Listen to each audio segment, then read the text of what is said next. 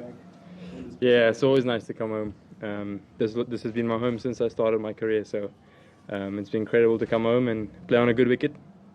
I think JSK has had a couple of interesting pitches, so I think, as you can see, 400 runs in the game.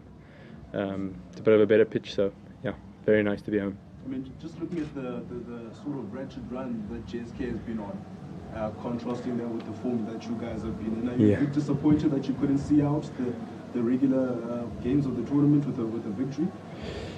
Yeah, I think you're always disappointed when you don't win. I think it was a big game for us to get a couple of guys playing who hasn't been playing, giving them opportunity to bowl, to get in the mix, because we've got some overseas who are leaving. But it's really disappointing to lose. It always is. But I don't think it's going to play on the back of our minds. I think we've played really well throughout the comp. So I think we'll take a lot of confidence going into the next game, especially in Cape Town, where we won against the MI team this year. So I think we know how to play there, or we have played well there on that wicket. We're not sure what we're getting, but I think overall we've got a lot of confidence going into the knockouts. But isn't it a bit tough to know that some players will be leaving the camp, especially after they helped you guys get so much momentum in the tournament? Yeah, I think it's terrible to lose any player that's contributed to the team or that's been part of the team. And we've got some big players leaving, like someone like Stoinis, Noor Ahmed, Kyle Mayers. But I mean, that's how you sign them. We sign them for a certain amount of time, and the fact that they contributed so much to the team is awesome, and it's sad to lose them. But we have to take what we have into the next game. And everyone here can put in a match-winning performance. So I don't think it's any negativity with them leaving. I think guys are still ready to go and have just as much skill as those guys. So hopefully on the day we can play our best DSG cricket.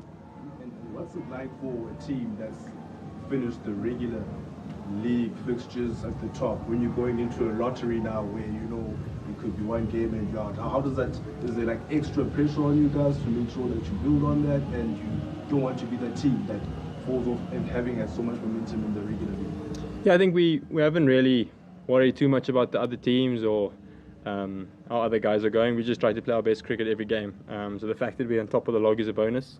I think we've played really good cricket, and that shows why we're on top of the log. But I don't think there's any unnecessary or additional pressure because of our position on the log. I think the important thing is that we focus on ourselves, and that's what we've done so well throughout the competition. We made Durban our fortress, and we've got a couple of away games wins. So I think overall it's just about playing good cricket and making the right decision in the right time in crucial moments, and I think that's what we've done well. And I think if you look at this wicket, I mean, the way they started, we thought it could be over in 17 overs or whatever, but it just shows that, you know, we kind of find ways to execute under pressure and put in crucial performances, and that's, once again, it was somebody else today than our previous game. So yeah, I think there's no additional pressure. Awesome. Thank you, guys. Happy. Anything else? Thanks, Wiaan. No, pleasure. Yes. Thank you. Appreciate it. Thank You you. guys came into a must-win situation against the team at the top of the log.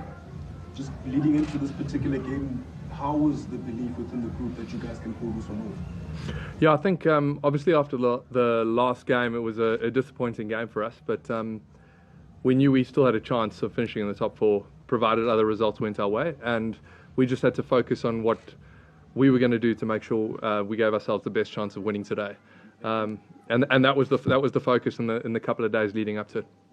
And what's your assessment of what went right for you guys this time around in this particular game? In this game, obviously, the start that Faf and Leas got us off to in the chase was incredible. It really set us up, and it kept us ahead of the rate. We know they've got dangerous spinners in the middle overs. Noor was really tough to face the way he skids it through. So we had to try and sort of front load our runs, which Faf and Leas did unbelievably, and then we were able to finish it with our power guards at the back end. I mean, Coach Steve has been going on about the wickets, you know.